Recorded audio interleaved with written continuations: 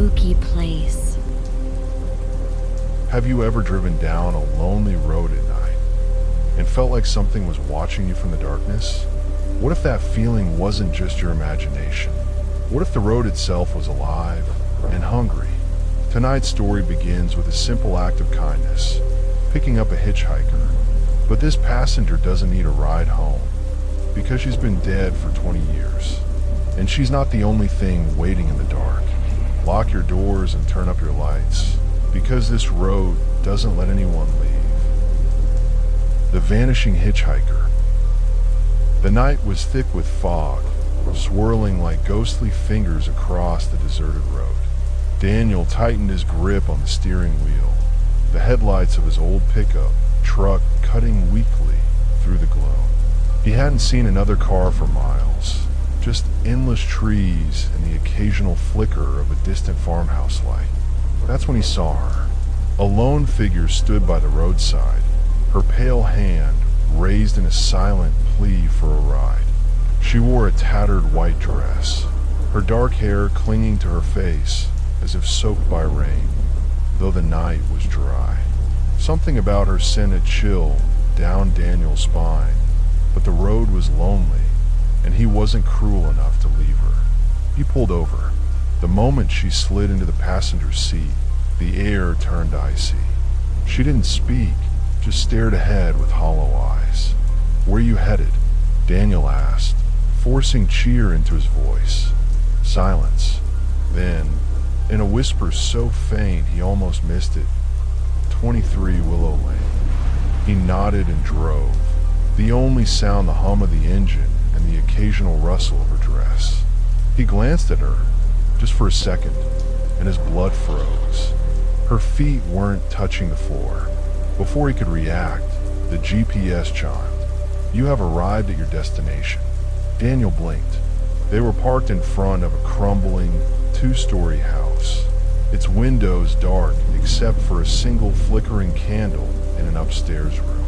He turned to the girl, but the seat was empty. Only the faint scent of damp earth lingered. Heart pounding, he stepped out. Maybe she jumped out when he wasn't looking. Maybe this was a prank. But the road was silent. No footprints. No sign of her. Swallowing hard, he approached the house and knocked. The door creaked open, revealing an elderly woman, her face gone, her eyes wide with terror. "Can I help you?" she rasped. Daniel hesitated. A girl asked me to bring her here. She was wearing a white dress." The woman's face drained of color. She clutched the doorframe for support. That was my daughter," she whispered. "She died 20 years ago on this very road, hit by a truck. Every year, on the anniversary of her death, she tries to come home." Daniel's breath caught. "But why me? Why tonight?" The old woman's lips trembled. "Because the man who killed her never stopped." A floorboard creaked behind him. Daniel turned, just as the truck's headlights flicked on, blinding him. The roar of an engine filled the night. And then, the screaming began. The real horror wasn't the ghost. It was the living, the truck driver who had killed her, still prowling the road, still hunting.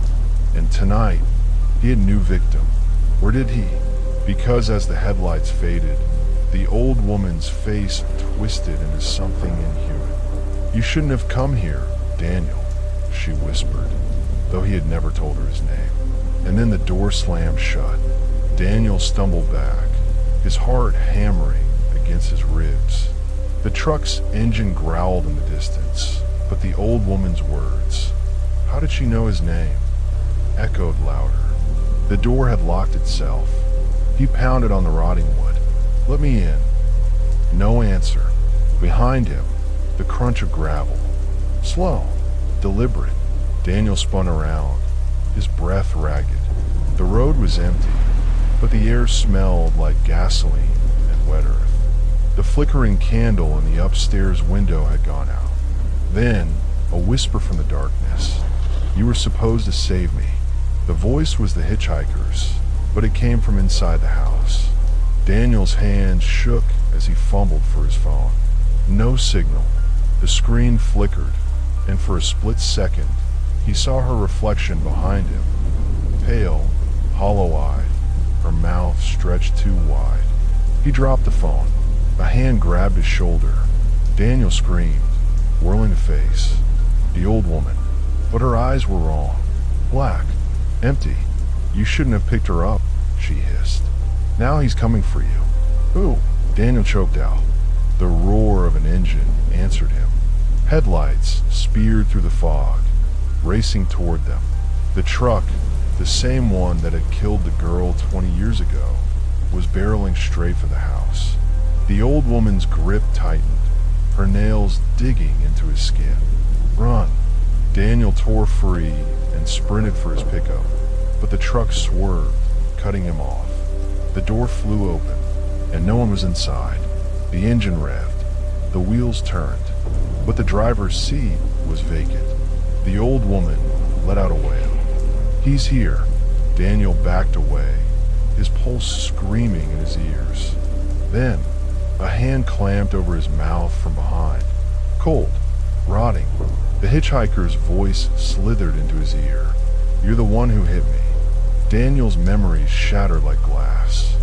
Flashing images, rain slicking the road, a girl in white darting in front of his truck, the thud of impact. He hadn't just picked her up tonight. He'd killed her, and her ghost had been waiting for him all these years. The truck's horn blared. The last thing Daniel saw was the hitchhiker's smile as the headlights swallowed him whole. Days later, another driver slowed on that deserted road.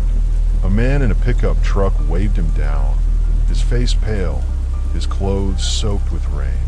23 Willow Lane, he whispered, and the cycle began again.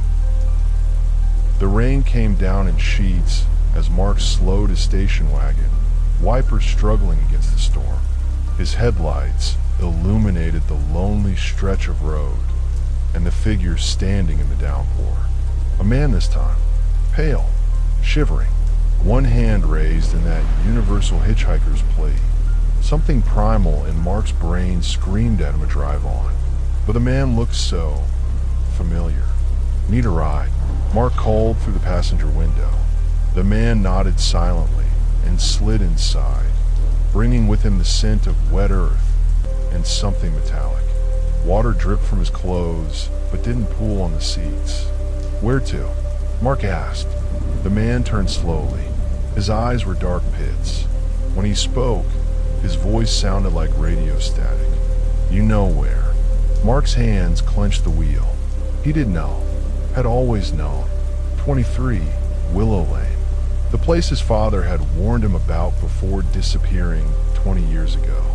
As they drove, the radio crackled to life. Local authorities continue searching for missing trucker Daniel Carter. Last seen. Mark's blood turned to ice. The hitchhiker was staring at him with a knowing smile. You're him, Mark whispered. You're the one who. The trucker's grin split his face too wide. I'm the one she chose. Just like she chose your father. Just like she's choosing you now. The station wagon's headlights suddenly illuminated a shape in the road. A girl in a white dress, arms outstretched. Mark slammed the brakes. The impact never came.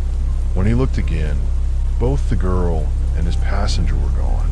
Only a single item remained on the seat. His father's rusted trucker's license, dated 20 years ago. A new voice whispered from the back seat.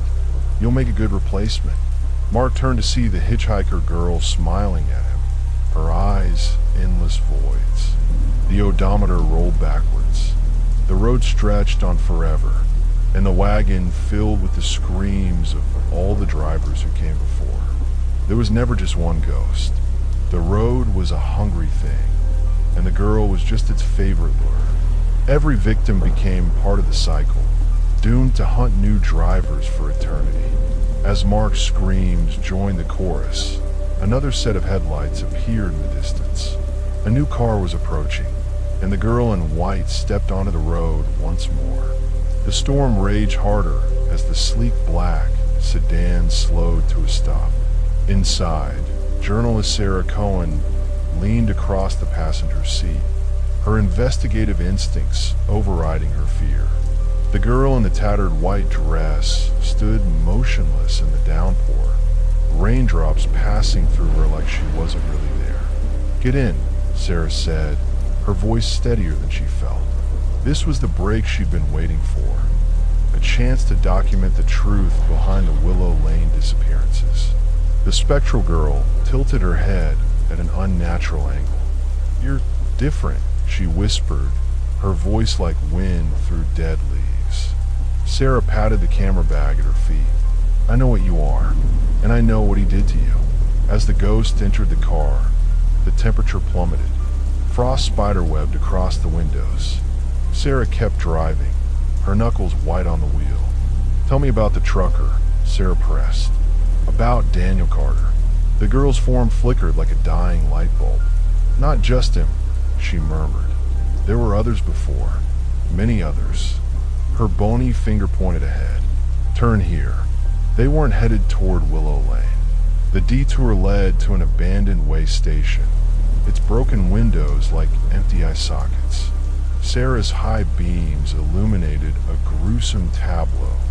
Dozens of rusted vehicles arranged in a spiral, each containing mummified remains still gripping their steering wheels.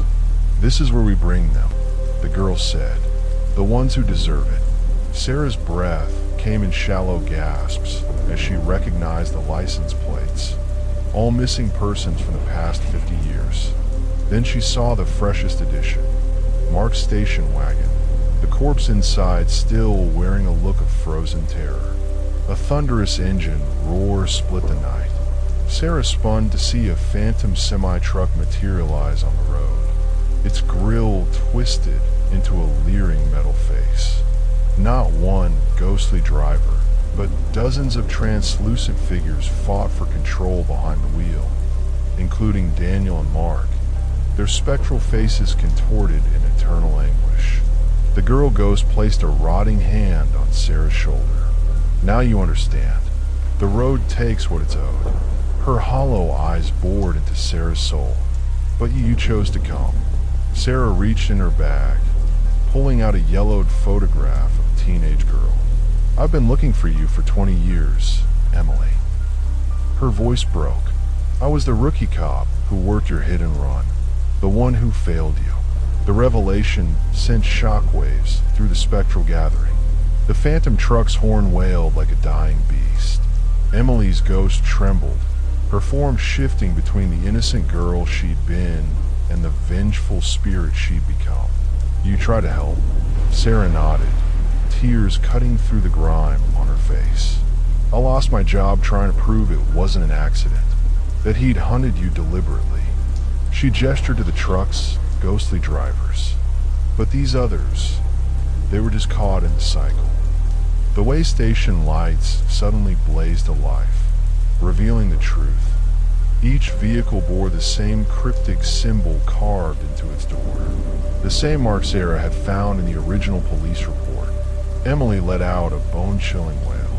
"He's coming." The ground trembled as a new vehicle joined the nightmare parade. A pristine 1950s pickup with blood dripping from its bumper. Behind the wheel sat a grinning figure with no face, just smooth skin where features should be. "The first," Emily whispered, "the one who taught the road to hunger." Sarah's camera clicked automatically, capturing what no living eye should see. The faceless driver turned its head toward the sound. In that moment, Sarah understood the final horror. This was no ordinary haunting. The road itself was alive, a ravenous entity that had been feeding on travelers for generations. And the faceless one was its priest. As the ancient pickup accelerated toward them, Emily grabbed Sarah's hand with surprising warmth. "You have to break the cycle," she urged. "Show them the truth." Sarah realized with dawning horror what she had to do. She raised her camera toward the oncoming truck, the flashbulb charging with unnatural energy. The last thing she saw before the blinding light was Emily smiling, finally at peace, as as the faceless driver's grin turned to a scream. The photograph that would appear in Sarah's camera the next morning, showing her own body lying beside the wrecked sedan, would become famous. Copies circulated nationwide would inexplicably change, revealing new victims each time they were duplicated. And on stormy nights along that desolate stretch of highway, drivers would report seeing a new ghost, a woman with a camera standing beside a girl in white, offering rides to the lost. As the blinding flash from Sarah's camera faded, the world shattered. The way station, the ghostly vehicles, even the storm itself peeled away like old film, revealing a nightmarish truth. The road wasn't just alive. It was watching. Above them, the sky split open into a colossal, bloodshot eye, its pupil dilating as it focused on Sarah. The faceless driver's body convulsed, his smooth skin splitting vertically as a second mouth stretched ear to ear, whispering in 1,000 overlapping voices. You don't take from the road takes from you. But Sarah, still gripping Emily's hand, did the one thing no victim had ever done before. She laughed. Not in defiance, but in revelation. The camera around her neck growled, its lens twisting like the aperture of an alien eye. The photograph she'd taken pulsed in her pocket, burning her thigh as the images within began moving, changing, multiplying. Every victim, every ghost, every hunger of the road flooded into that single frame. And with a sound like 1,000 car crashes, the camera exploded in a burst of silver light. When dawn broke, the highway was gone. Just gone. In its place stretched an endless field of sunflowers, their faces turned toward a sky no longer stained with ghosts. But if you listen closely on quiet nights, you can still hear the faint click click click of a shutter in the wind. And if you're foolish enough to whisper 23 Willow Lane into a mirror, the glass will fog with the breath of something that shouldn't exist. And in the condensation, you'll see the reflection of a woman with a camera standing just behind you, her finger pressed to her lips in warning. Thank you all for watching. Please like and subscribe for more scary stories.